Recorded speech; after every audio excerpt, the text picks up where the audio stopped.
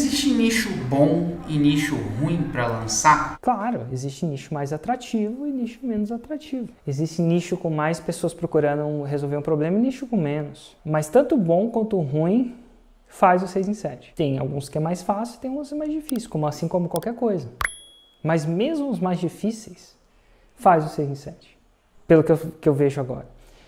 Então, se você vai fazer o 6 em 7 de qualquer jeito, escolhe um que você gosta. E aí vem, nicho bom para mim não é nicho bom para o Hugo. Talvez ele prefira investimentos que meditação. Nicho bom para o Hugo não é nicho bom para mim. Talvez eu prefira mais meditação do que falar de investimentos. Então tem essa variável também. Não é só o dinheiro.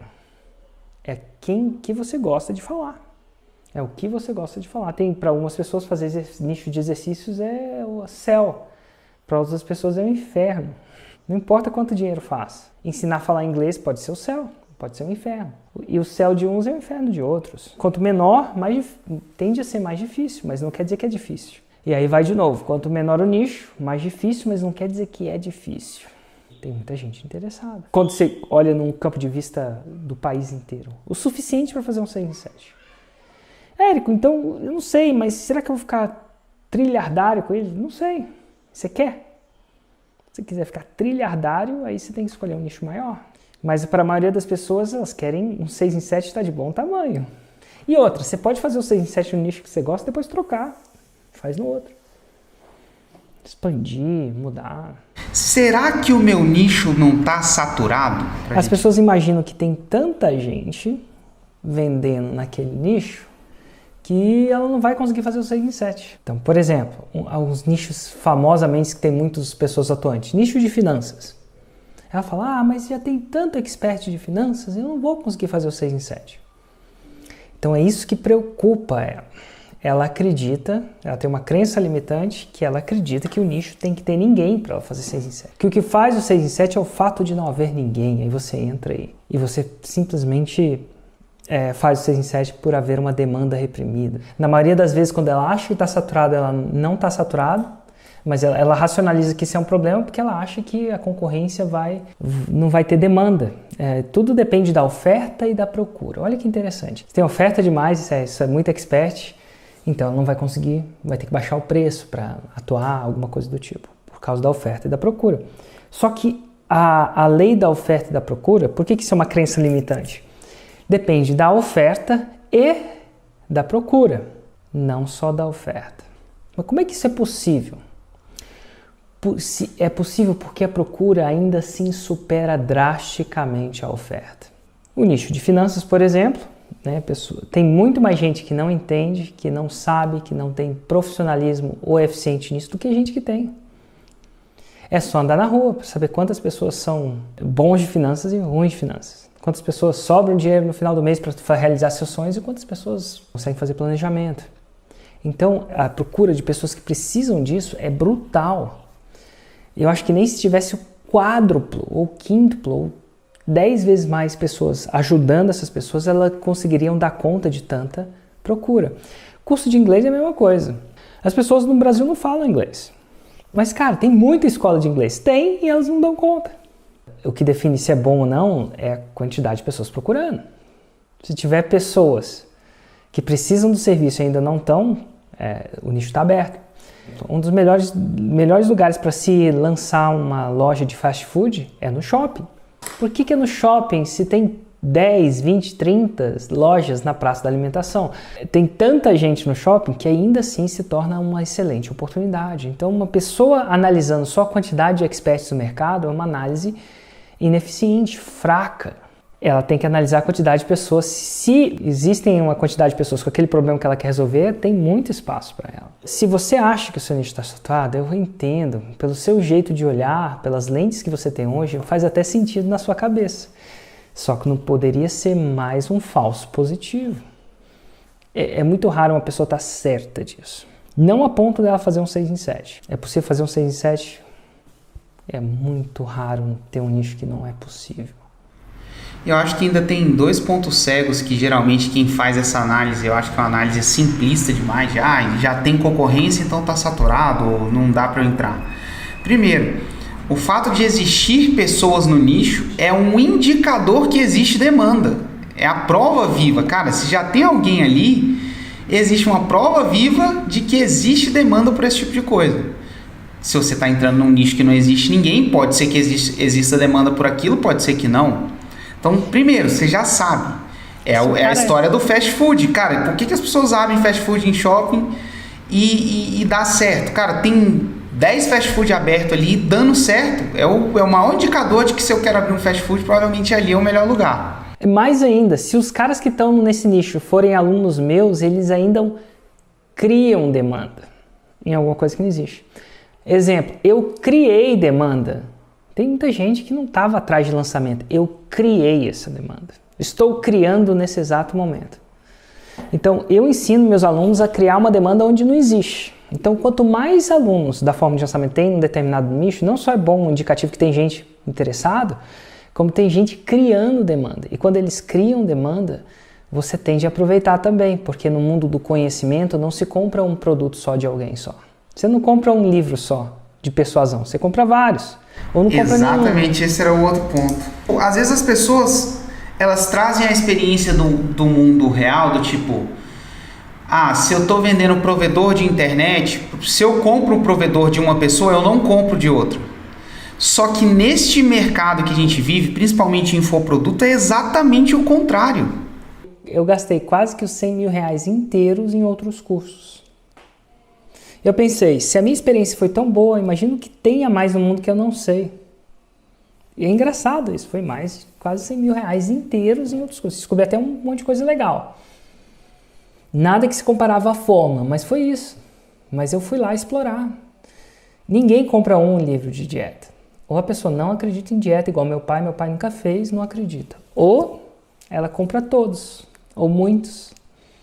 Ou você não acredita em desenvolvimento pessoal, meu pai também não acredita em desenvolvimento pessoal. Ou você é igual a minha mãe, que comprou trocentos.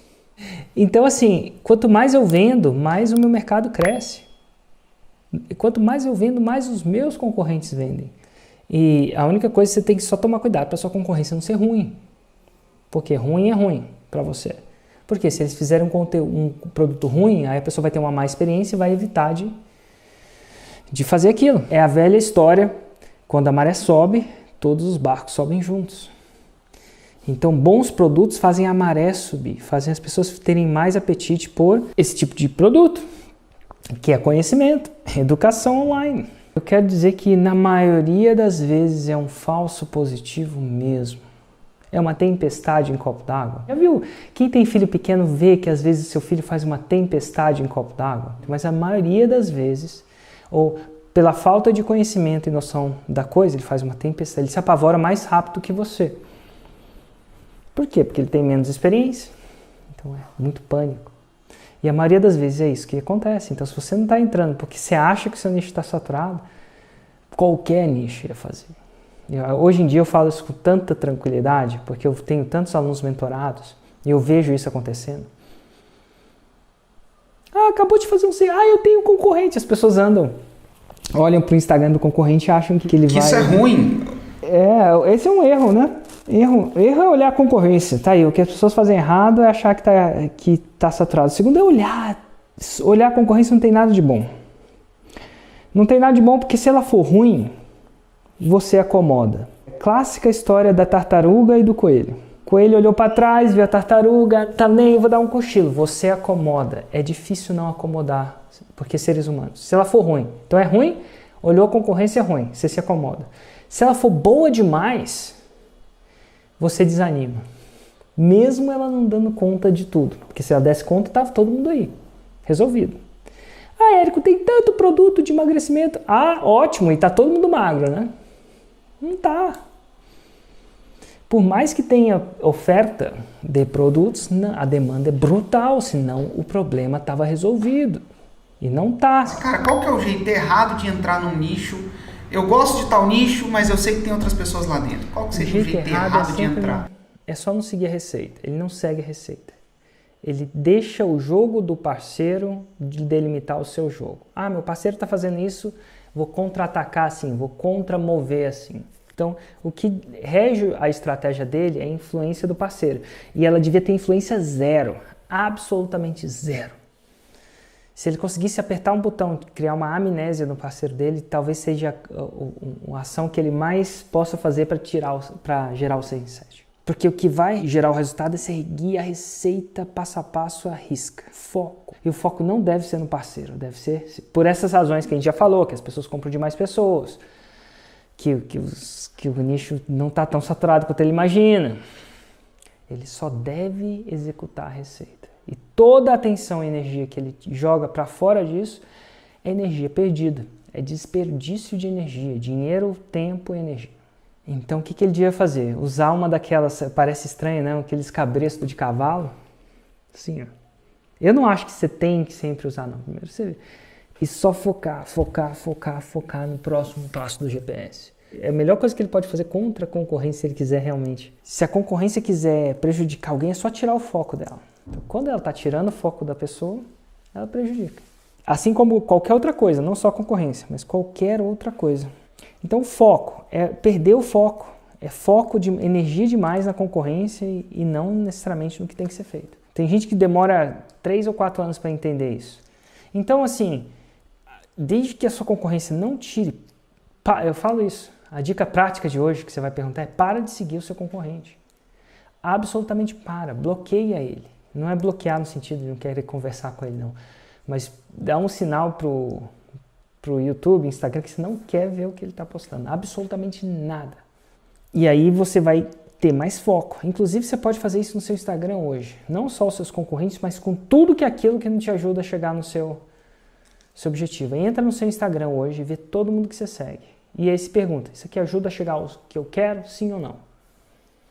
Se a resposta for sim, você segue. Se a resposta for não, dá um unfollow. É difícil você achar que tem mais de 10 pessoas que você devia seguir. Eu faço isso de vez em quando. Ainda sigo muito. Eu tenho que fazer isso mais frequentemente ainda. Mas eu preocupo muito com o tipo de input que eu deixo entrar na minha cabeça. Porque o que quer que você deixe entrar na sua cabeça vai influenciar. Muito. Você dar unfollow na sua concorrência inteira é uma das coisas melhores que você pode fazer na sua vida. Vai te diminuir a ansiedade e vai aumentar seus resultados. Aumentar o seu foco. E aí você foca em que, Érico, mas em que eu vou focar? Não é na concorrência. É na forma, na receita. Receita de bolo, foca no bolo. Para de ficar olhando para o bolo da vizinha. Nesse mercado, principalmente. Quem lê um livro só? Cara, você gosta de finanças, você não lê um livro só de finanças. Isso é. Não. Você não lê um autor só. Não. Esse mercado mais que às vezes eu acho que também é um outro problema. Às vezes eu acho que as pessoas compram muitos cursos juntos e não fazem nenhum direito.